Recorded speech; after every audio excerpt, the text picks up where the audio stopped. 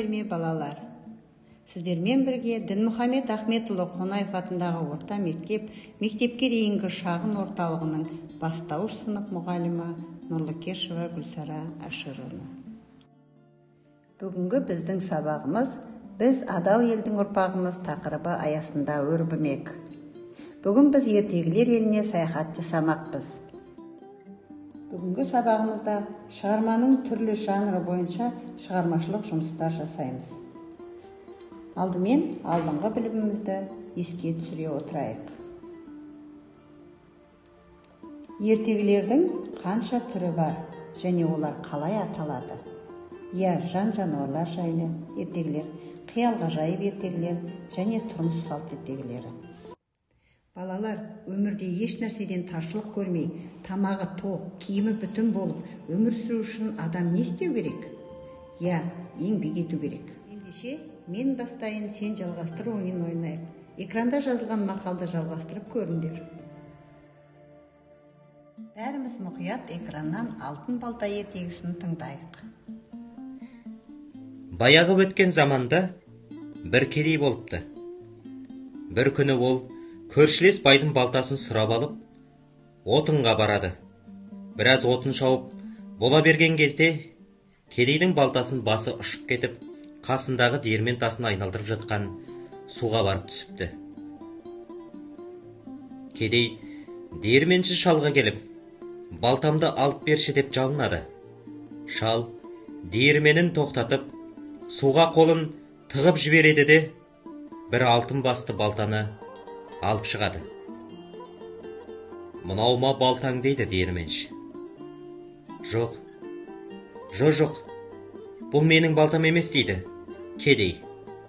Шал суға екінші рет қолын алып жіберіп, күміс басты балтаны алып шығады да. Мынау ма балтаң дейді тағы да кедейге. Бұл да емес. Диірменші шал үшінші рет қолын суға малғанда, қолына қара, темір балта ілігеді. Сол кезде ғана кедей қуанып кетіп, міне, мына балта менікі, менің балтам осы, тура осы балта деп, оған қолын соза бергенде, диірменші шал кедейді тоқтады. Шырағым, дүние қоңыз емес, ақ бейіл, адал, ақ көңіл, шыншыл жан екенсің. Сол үшін менен мына балтаны сыйға ал, мен саған тарту етейін. Бұл балтаның сен сияқты кедейге тигізер пайдасы көп. Осы балта қолыңда тұрғанда күн көрісің түзелер, тез арада ел қатарына қосыларсың деп оған алтын балтаны шын ниетімен, шын көңілімен сыйға береді. Кедей бұл балтаны үйге әкелген күннен бастап құлшына еңбек етеді. Алтын балта сиқырлы балта екен. Кедей отынды да өндірте жарады. Ісі оңға басады. Үйге береке, шаттық, қуаныш, ырыс кіреді. Мұны көрші байда байқап қалады. Бір күні ол кедейден осының сырын сұрайды. Кедей байқұс барлығын жасырмай түгел оқиғаны бүге шегесіне дейін айтып баяндап береді.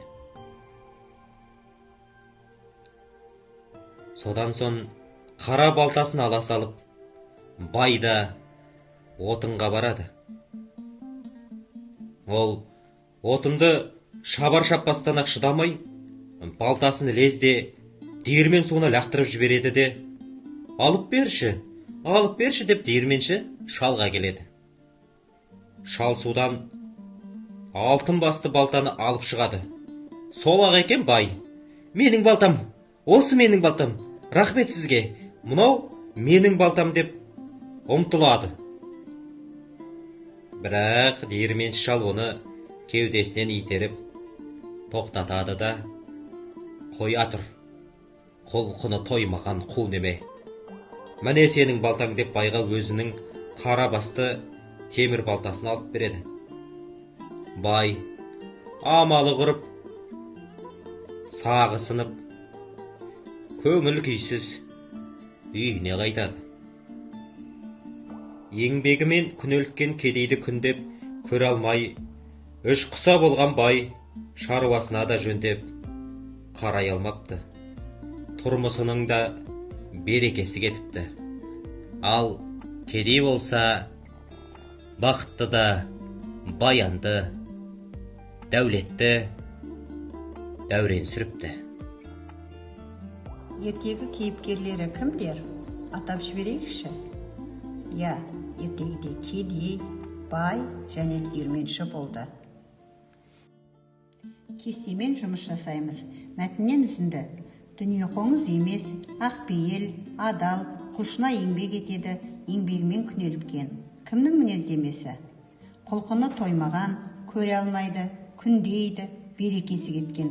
Бұл кімге сәйкес мінездеме? Осы ертегінің негізгі ойына сәйкес келетін қай мақал мәтел деп ойлайсыңдар? Иә балалар, дұрыс айтасыңдар. Еңбек туралы мақал мәтелдердің барлығы да келеді. Ал нақтырақ айтатын болсақ, еңбегі аздың өнбегі аз, еңбек етсең емерсің мақалдары тура келеді. Балалар, мына жерде 4 тапсырма берілген. Өздерің қалаған біреуін таңдап шығармашылық жұмыс жасайық.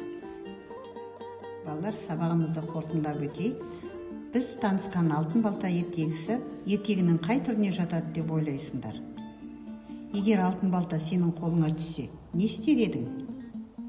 Балта сөзі көзіңе нені елестетеді? Шығарманың адалдықпен қандай байланысы бар? Әрбір адам маңдай терімен адал еңбек ететін болса, оның ісі әрдайым берекелі болмақ. Сондықтан әрқайсыңның бойыңнан адалдық деген ізгі қасиетті көргім келеді.